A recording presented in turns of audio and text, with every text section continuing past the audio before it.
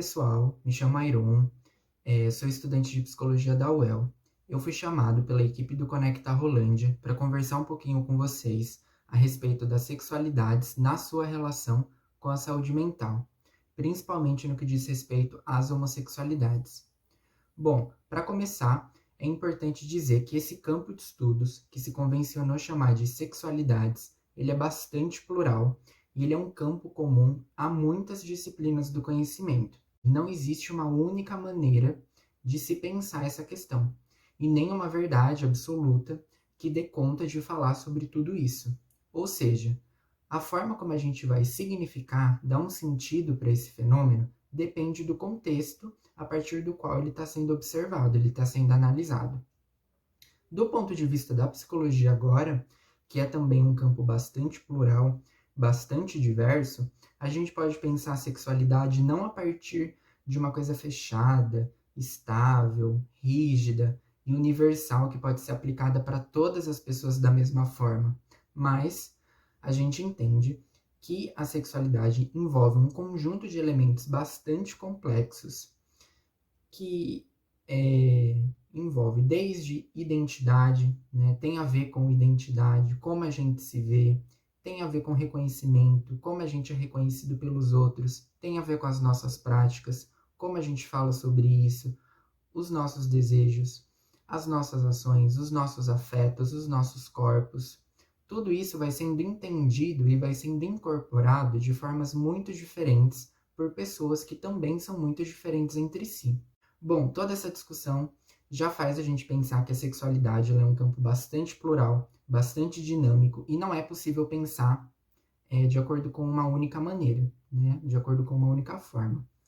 Entretanto, é fato que a gente vive numa sociedade bastante desigual, preconceituosa e um tanto quanto atrasada no que diz respeito a essas discussões, o que acaba interferindo e causando muita dor e sofrimento para essas pessoas que se reconhecem como estando fora desse padrão sexual e de gênero.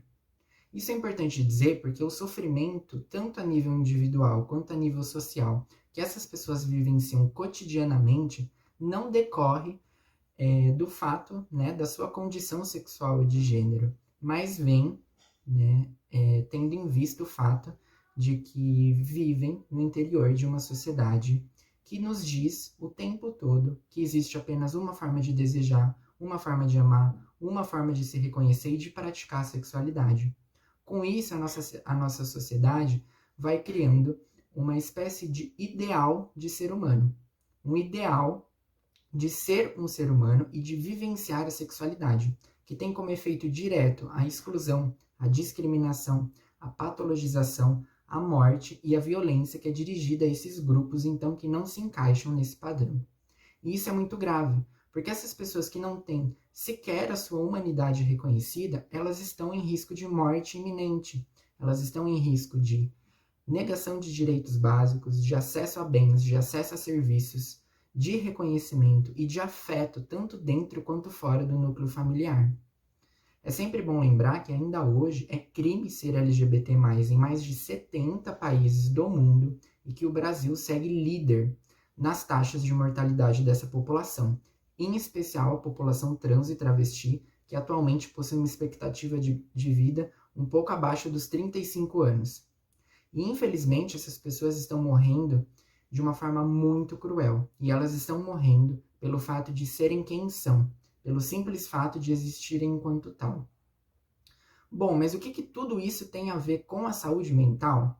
Nos últimos tempos, tem ocorrido um crescente movimento que individualiza muito as questões relativas à saúde mental, dizendo que a saúde mental é uma responsabilidade única e exclusiva do indivíduo, quase como se ele fosse uma empresa que tivesse a obrigação de administrar, de gerir, de coordenar tudo sozinho e de buscar sempre o bem-estar a todo momento. Bom, para a psicologia, isso não faz muito sentido, isso não é a verdade, né? Se a gente tem uma visão de ser humano que é atravessada tanto por fatores biológicos, psicológicos e sociais, a gente também entende a nossa saúde mental a partir de uma complexa rede atravessada por muitas variáveis, que incluem política, economia, religião, sexualidade, família, educação, cultura. Ou seja, é uma visão de saúde mental que aposta na coletividade e que entende ela a partir de múltiplos elementos, ou seja, ela é multideterminada.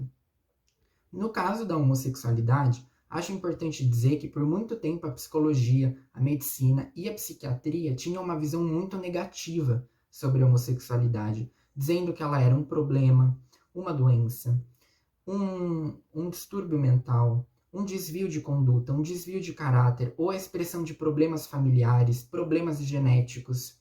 Por muito tempo, então, a homossexualidade, e não só a homossexualidade, outras identidades também, permaneceram na lista de doenças dos grandes manuais da área da saúde. Foi graças à luta dos movimentos sociais, dos profissionais da saúde e da própria população LGBT+, durante a década de 90, que a homossexualidade foi aos poucos sendo retirada desses grandes manuais médicos, psiquiátricos e psicológicos. Entretanto, a simples retirada da homossexualidade desses manuais não significou necessariamente que a sociedade como um todo estava mais aberta, mais tolerante e mais disposta a reconhecer, ouvir e acolher essas pessoas sem violência e sem julgamentos. Agora vocês imaginem para uma pessoa LGBT+, que cresce numa sociedade como a nossa, as inúmeras dificuldades com que ela se depara ao longo da vida, os riscos que ela corre por ela ser quem ela é e os impactos que toda a nossa organização social, econômica e política produz na nossa saúde mental.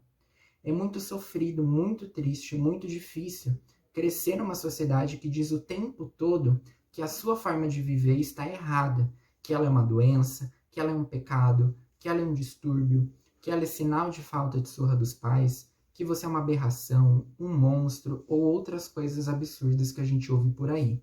Isso vai adoecendo a mente e o corpo dessas pessoas. É importante dizer que a nossa sociedade já deu alguns avanços nas últimas décadas em relação a esse assunto, mas a gente ainda precisa caminhar bastante. E é importante que todos nós passemos a conversar mais sobre isso, naturalizar essas questões, debater com os colegas, com os amigos e com os familiares, tanto pessoas que são LGBT+, quanto pessoas que não são. As pessoas LGBT+, é importante dizer isso, elas não querem destruir a família, a moral e os bons costumes da sociedade, como muitas pessoas dizem por aí. A gente também não quer obrigar ninguém a ser gay, a ser lésbica ou a ser transexual.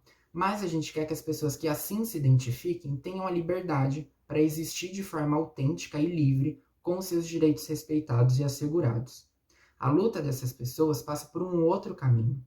Você que está assistindo esse vídeo não precisa ter medo dessas pessoas, medo que essas pessoas queiram destruir a sua família, a sua religião ou o seu trabalho.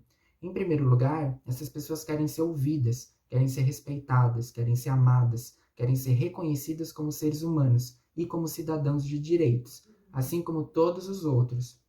E quando não for mais suficiente apenas a gente lutar para se adaptar a uma sociedade que é injusta e que nos faz sofrer, que a gente possa também ter a liberdade de transformar essa sociedade num lugar mais ético, mais humano e mais plural, para o bem de todos e de todas. Que a gente possa pensar não só para que serve um corpo ou para que serve a sexualidade, mas pensar também naquilo que pode um corpo, naquilo que pode uma sexualidade, ampliando as nossas possibilidades e as nossas experiências. Bom, a minha fala termina por aqui. Eu não tenho a intenção de esgotar o assunto, de dizer toda a verdade ou de falar tudo que diz respeito às questões da sexualidade na sua relação com a saúde mental. Muito pelo contrário. Meu objetivo é iniciar um debate, propor algumas reflexões e deixar um caminho aberto para que outras pessoas também tenham a oportunidade de falar e de serem ouvidas. Eu espero que ao final do vídeo vocês tenham percebido o quanto os conceitos de saúde mental e de sexualidade são bastante complexos e dessa forma devem ser tratados como tal. Eu gostaria de agradecer a todos, então, que assistiram o vídeo, e um agradecimento especial à equipe do Conecta Rolândia por estar aberta a essas discussões e iniciar esse debate de grande importância para os nossos tempos. Foi um prazer imenso estar aqui com vocês, eu fico à disposição para quem quiser entrar em contato, e até a próxima!